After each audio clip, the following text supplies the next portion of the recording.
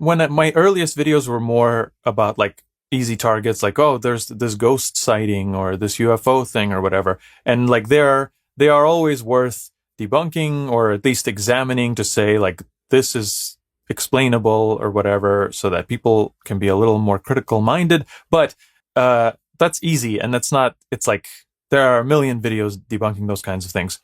But in more, I guess, recent era, I did this video on like a product that's like, it's called the Cicret Bracelet, and it was this wrist wearable device that purported to have like a super perfect projector that would project, you know, a display onto your forearm, and they had this sort of product like a what do you call that? Just a not proof of concept, but like a demo sort of aspirational video that all it was is a video really that became big, that went viral, and it seemed like they formed a company around that to actually try to make this product. But there are so many things about it that were so obviously like impossible, basically, that the more seriously they were presenting this sort of Kickstarter type thing, and the more I felt like this can't be. I mean, either this is some brilliant tech that is just out of this world breakthrough, or they're full of it, and it would be really. I mean, I thought of it at the time as like it would be fun. It seems like not that difficult to visualize some of these things and some of the flaws in their ideas. But as I was working on that video and kind of following this particular project, it seemed like, gosh, they're really focused on trying to finance this endeavor that they have to know won't work the way that they explain, you know. And sure enough, as this sort of their reports of their development came out, you know, video after video, post after post, it kind of seemed like, well, they're not really making a lot of progress, and what they're making is becoming less and less impressive and more just like somebody strapping a portable projector to their arm to project a super faint, distorted piece of video. I know that's what I've always wanted all my life. Yeah, because of course, yeah, even the concept, even if you could do that in the way that initial video shows, that would be just so great, because I always wanted, that the best display is a curved, tan, you know, hairy surface. That's what we all dream of. So I don't know. I guess I'm proving myself wrong, because I found that project, that video and that debunking of a thing that is presented as true fun, but I feel like it was kind of worth it, like, cause that never came to fruition, and people clearly, my video did really well, and people to this day ask, because I kind of ended it by saying, you know, I kind of like threw in some money just to make sure that if that ever came out, I got my hands on it so I can do a follow up and really examine the product in hand, like do a product review.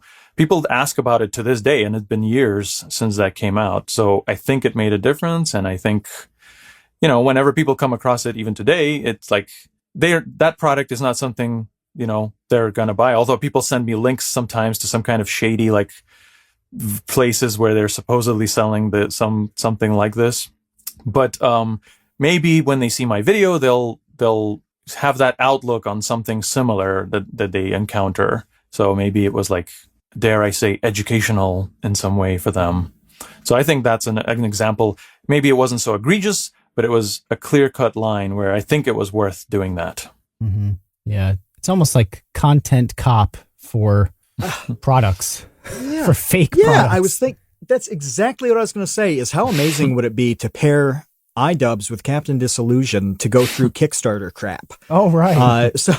Because there's so much stuff, you know, as you're talking about having these prototypes, some of which are really well-made concepts that are still digital. They haven't even been manufactured yet. Right. On sites like Kickstarter, where people do have an idea and they raise a tremendous amount of money for it. And they often deliver. Most of the time they do. Occasionally, though, they don't. And somebody coming along in that little seed round who says, you know, this, you know, mechanically, this is not actually going to work, or it's certainly not going to happen on the timetable you've laid out. Right. Yeah, I suppose. It seems like it would take an endless amount of work, though.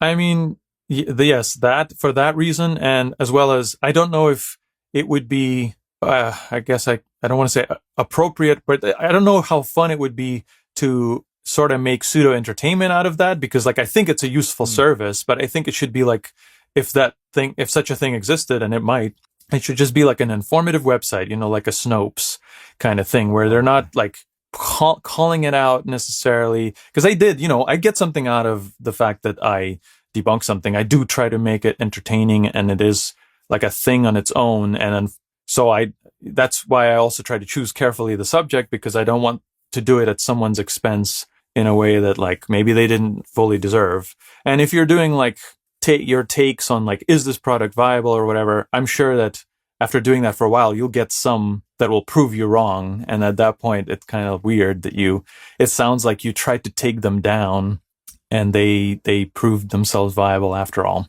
So yeah, but I don't know. Yeah, I guess it's definitely useful to the most like obvious examples, because there are really people that are really talented at presenting their ideas, right? Like at pitching the world and crowdfunders. But like if you think about it for more than like 5 minutes, you realize like this is a non-starter. And I think that those kind of things should definitely have there should be a little primer somewhere, a little directory you can reference to just like do that as your first check. Should I invest in this?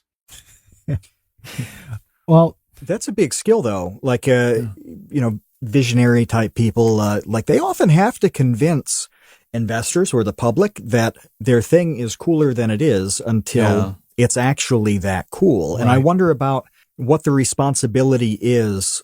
Like, how much should you be allowed to fudge the truth in the service of it actually being true in the end? Yeah, I don't know. Like, I don't think I have a distorted sense for that kind of thing, because as you explained my background, I kind of come from like an upbringing that was very, I don't know how to say, like that kind of mentality and that kind of vibe of bigging things up and presenting the best side of everything. And it wasn't a thing in like the Soviet Union. Like, I mean, I guess the government would tell people, this is the way things are, everything's fine. And you believe it, but no one's going to like, there was no incentive to be like, this product is the best product in the world, because it's the only version of the product you're going to get anyway. And when people did that kind of thing, I feel like it was frowned upon.